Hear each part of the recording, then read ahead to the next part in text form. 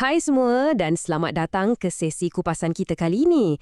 Hari ini kita nak selami satu kajian kes yang cukup inovatif, macam mana sebenarnya kita nak sokong kesejahteraan pendidik kita. Topik ni memang dekat di hati kita kan? Sebab kita bercakap tentang tulang belakang masyarakat kita, iaitu para guru. Jadi, jom kita mula dengan satu soalan cepu mas yang selalu sangat kita terlepas pandang.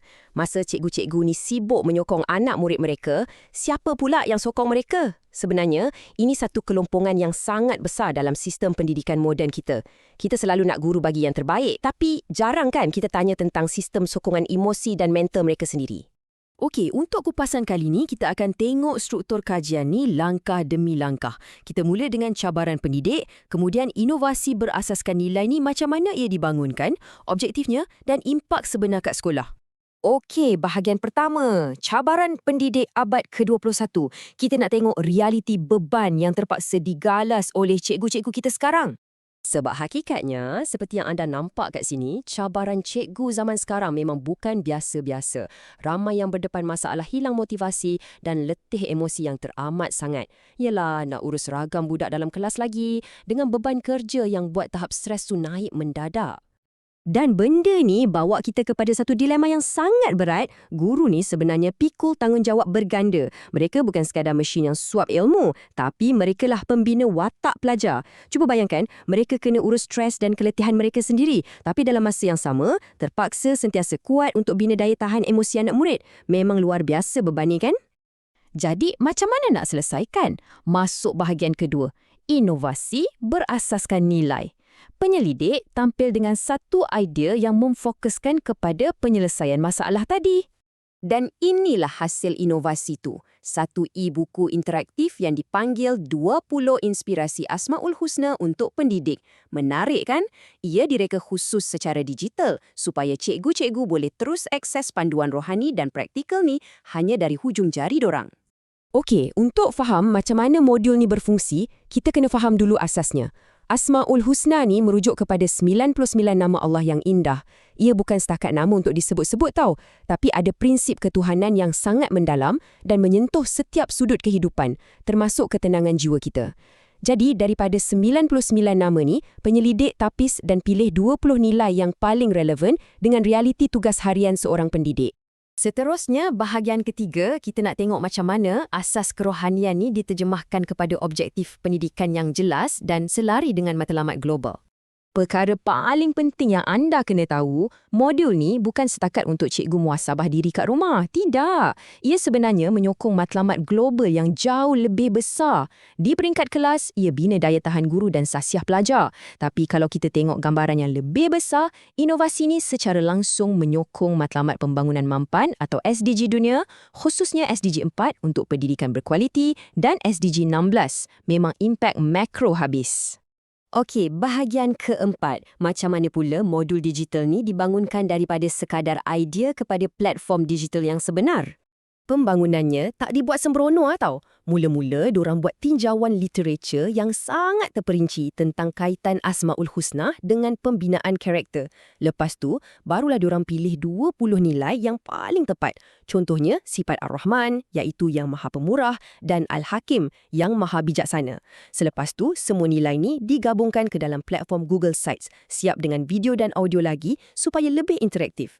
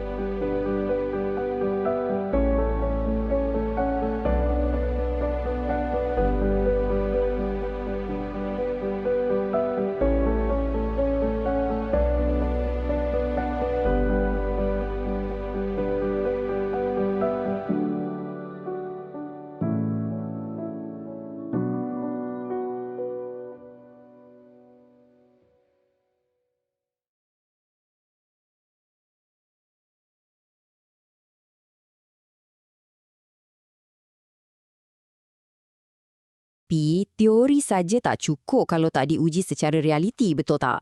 Jadi, untuk buktikan benda ni betul-betul berkesan, penyelidik jalankan ujian rintis ke atas guru-guru pelatih yang tengah buat praktikum di IPG kampus Sultan Mizan. Dorang bukan sekadar tanya sama ada modul tu bagus atau tak, tapi dorang kumpul metrik dan data yang sah melalui borang kaji selidik dan refleksikan diri. Dan ini bawa kita ke bahagian terakhir dan yang paling menarik, impak dan maklum balas. Apa kesannya bila modul ni digunakan di dunia sebenar? Cuba teka, 90%. Ya, 90%. Ini satu angka yang sangat tinggi tau. Majoriti besar peserta ujian rintis ni bersetuju yang e-buku tu betul-betul bagi dorang motivasi yang dorang perlukan. Ia jadi satu panduan kerohanian yang sangat praktikal masa dorang berdepan dengan ragam pelajar. Dan ini bukan sekadar sembang kosong rasa termotivasi. Data memang tunjuk peningkatan yang ketara. Skor lepas ujian jauh lebih tinggi berbanding sebelum ujian. Lebih dari itu, cikgu-cikgu ni dapat urus emosi dorang dengan lebih baik masa mengajar. Dan yang paling best, interaksi dengan pelajar jadi lebih positif dan bermakna. Nilai-nilai murni itu betul-betul meresap masuk dalam cara dorang mengajar setiap hari. Kalau tak percaya, dengar apa kata salah seorang guru pelatih, Nelly Buku ini Adlib. memberikan inspirasi yang mendalam kepada para pendidik melalui 20 nama indah. Ini sangat berbeza dengan bahan bacaan biasa kerana ia bukan sekadar menghubungkan sifat Allah dengan akhlak dengan amalan guru. Mengajar. Jadi melihat pada hasil yang cukup luar biasa ni, para penyelidik dah mula merancang langkah seterusnya. Dorang merancang nak luaskan inisiatif ni, bukan setakat kat satu kampus IPG je, tapi ke lebih banyak program latihan, program intervensi kat sekolah dan mungkin juga boleh digunakan terus untuk bina karakter anak-anak murid kita di masa depan. Pada akhirnya, kajian ni sebenarnya tanpa kita perlahan untuk sedar semula matlamat asal pendidikan. Pendidikan ni bukan sekadar jentera untuk suap fakta semata-mata. Ia adalah satu medium suci untuk menyentuh hati dan membina jiwa manusia. Tak kiralah jiwa pelajar maupun jiwa sang guru tu sendiri. Jadi, sebelum kita berpisah, saya nak tinggalkan anda dengan satu persoalan ni untuk kita fikir-fikirkan bersama. Kalau pendekatan berasaskan nilai macam ni dah terbukti berkesan, macam mana sistem pendidikan kita hari ni boleh gabungkan inovasi macam ni dalam skala yang lebih besar? Maksud saya, kalau kita harap cikgu-cikgu lindungi masa depan anak-anak kita, bukankah dah tiba masanya sistem kita pula melindungi jiwa mereka? Fikir-fikirkan. Terima kasih kerana sudi luangkan masa untuk kupasan kali ini dan sampai kita jumpa lagi.